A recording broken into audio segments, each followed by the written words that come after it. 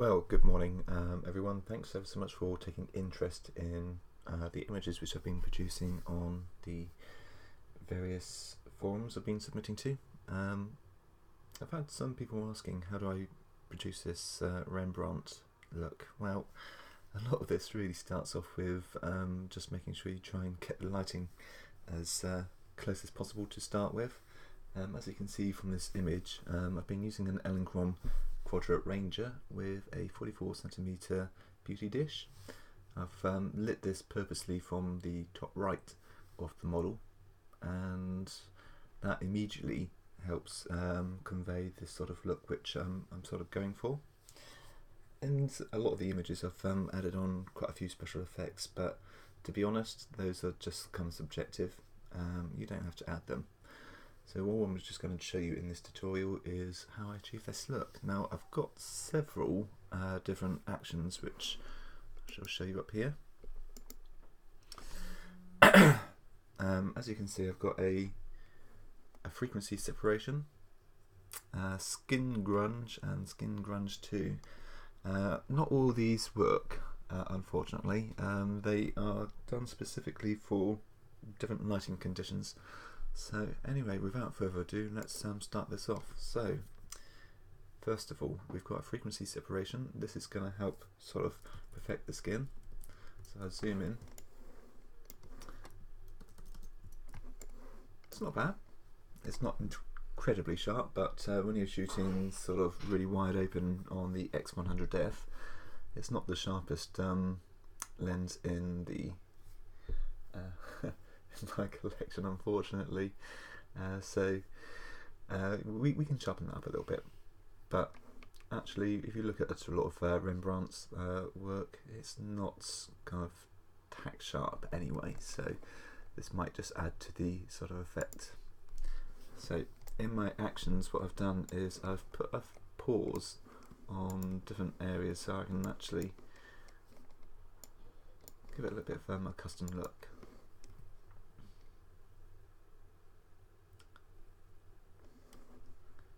This one takes this step a little bit further than normal. I'm sure probably quite a few know how to do frequency separation, but all I'm just essentially trying to do is separate skin texture to colour.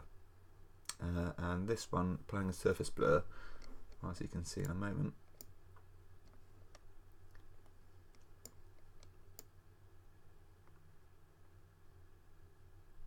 It really sort of smooths out all the imperfections in there. And just a case of playing about until you find a setting which you like.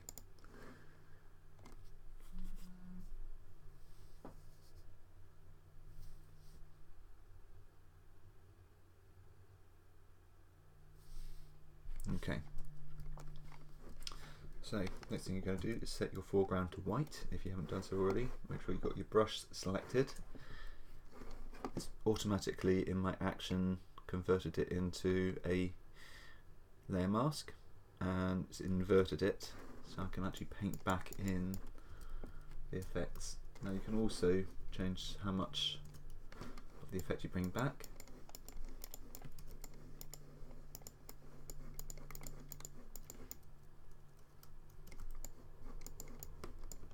Now it might not look like it's doing a huge amount, but in a moment what I'm going to be doing is going into the skin texture, and you'll see what sort of a dramatic difference it actually makes.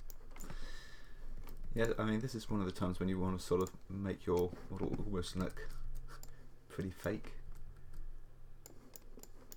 So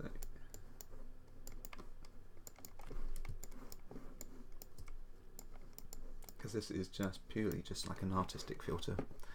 Okay, so going on to the top layer, I'm now going to move into using the clone stamp tool. I've tried using some of these other sort of manipulation tools for healing and such forth, but to be honest, clone brush is still pretty much the best. Oops. Make sure you don't have current and blow selected. Go to current layer, and then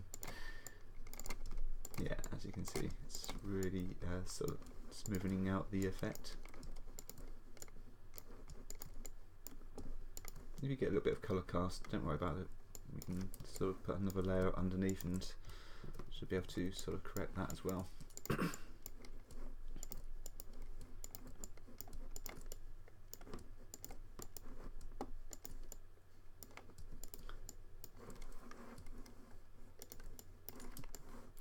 Now I should tell you, none of these models were wearing any makeup, so a little of this may be unnecessary to do, all sort of dependent on how you're sort of setting this up.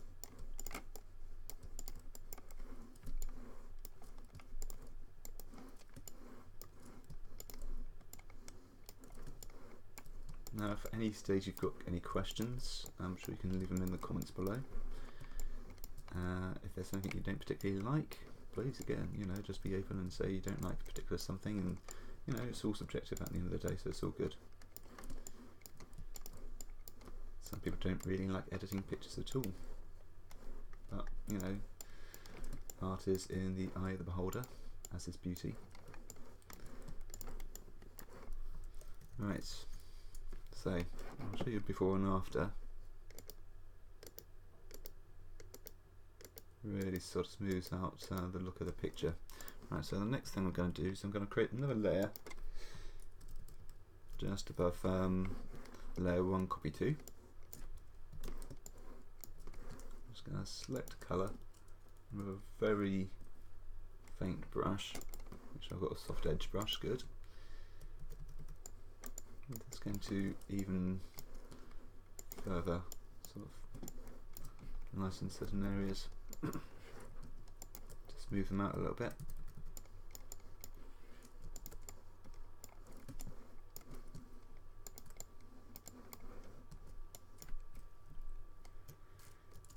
Take it down even more.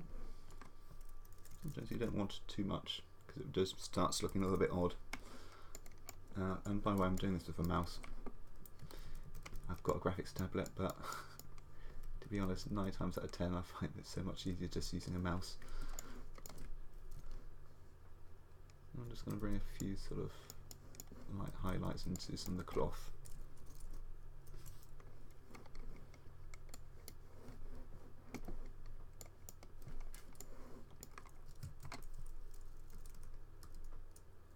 Yep, that's looking okay. Okay, right. Let's just bring a little bit of light down on the nose. Okay, that's looking good. Alright, well, that's the base layer of the effect actually already done. So what I'm going to do now is I'm going to merge all that down. I'm not going to worry about giving all the keyboard shortcuts out because, to be honest, I'm sure most of you know them already. Probably very bad of me, but anyway, let's move on. So the next thing we're going to do is going to move down to skin grunge.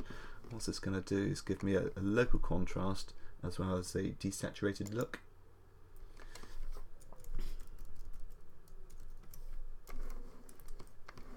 Okay, so what we can now do, I've got this curves layer set up. This is just going to give us a little bit of brightness. For this I'm going to have to skip it to black.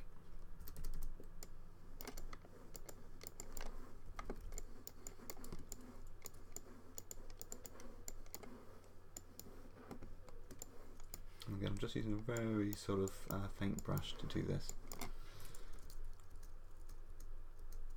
Let's zoom out and see what your progress is looking like.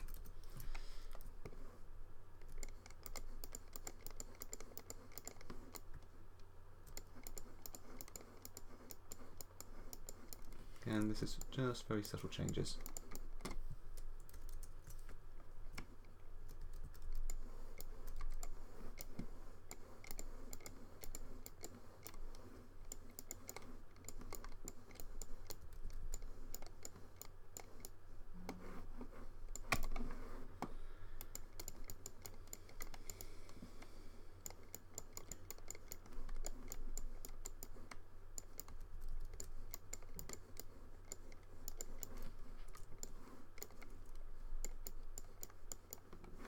Right, let's just check our progress. So you can see we're making quite a dramatic difference now. Yeah, and it's already starting to take shape, which is fantastic. Now we could go a little bit further. So now that we've got the light to pretty much how I want, I'm just going to affect the beads a little bit before I move on. I'm going to make those quite a bit brighter.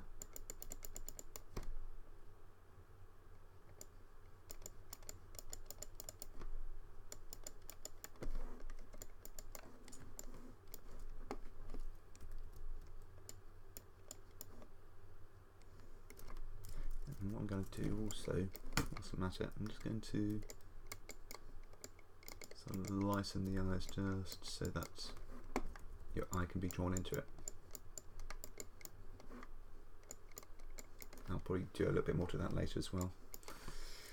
Okay, I'm going to merge everything together. Going to duplicate the layer. And now I'm going to go to Camera Raw Filter. And give it a bit more clarity.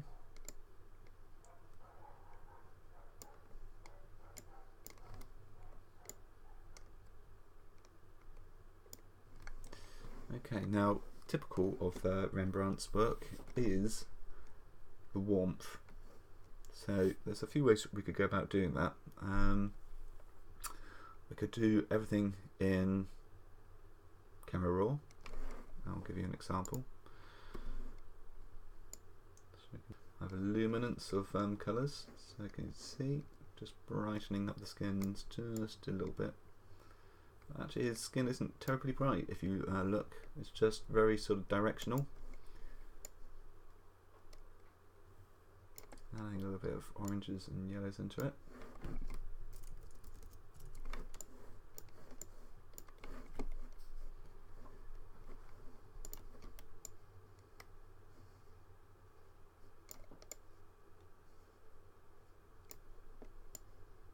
Just a case of really playing about with these sort of sliders within the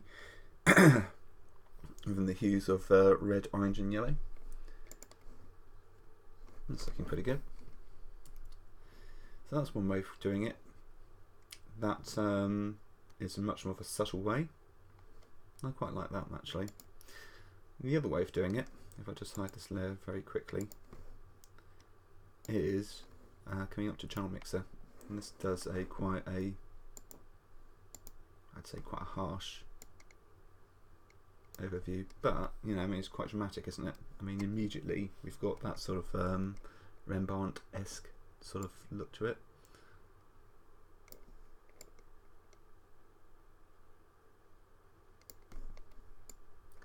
You see, the great thing about Photoshop is, of course, you know, there's no just one way to do anything. A lot of the techniques which I've been using are non-destructive up to a point, but because I've got such a focus in mind of what I want to achieve, I don't really need to end up with a million layers to get to the effect which I want. I mean, this has taken me, what, about 10 minutes so far, if that.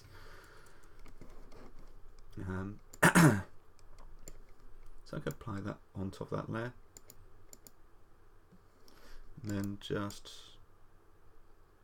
sort of pull it back just a tiny bit. Okay. Now we're starting to look somewhere quite close to what I want. And then I'm just going to add a photo filter on top. There we go, that just warms up into the oranges a little bit.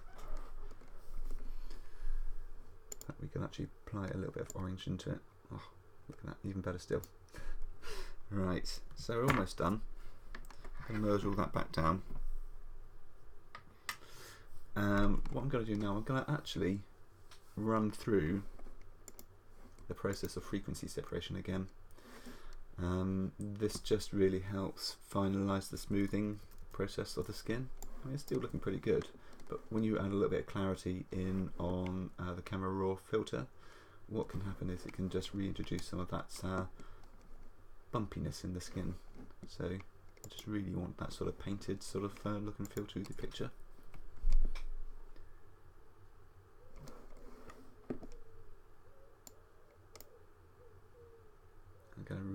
go crazy on this one.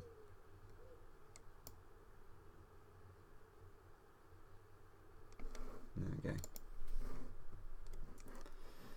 Okay.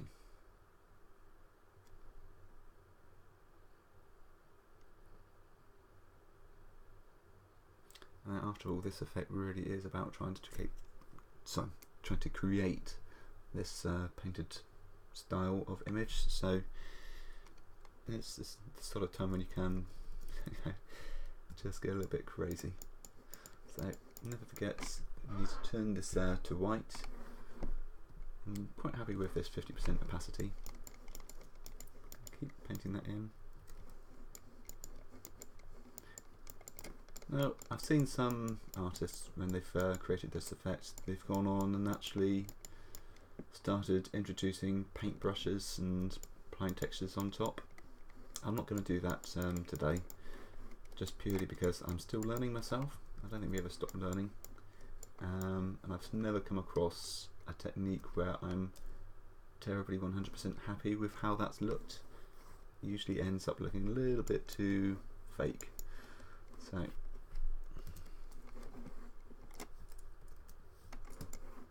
go in. I don't like this sort of bruising which is going on here. So let's just select that colour.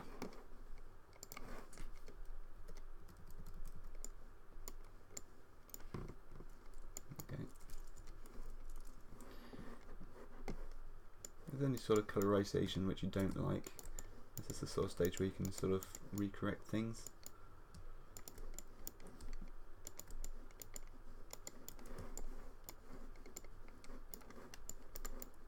Unfortunately, due to this sort of colour processing, at times this is when things start looking a little bit fake. I'm just going to apply a curves layer just underneath. There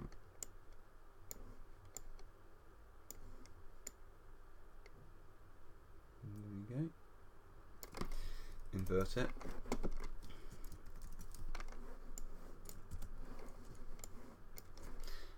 One really helpful little shortcut, if you press D, it sets your colour palettes down here back to black and white as default.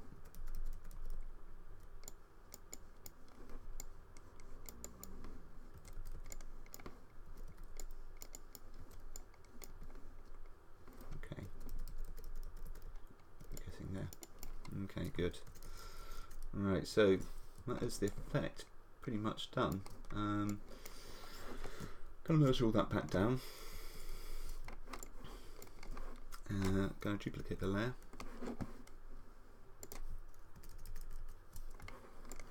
Now I'm just going to add a few specular highlights into the eye.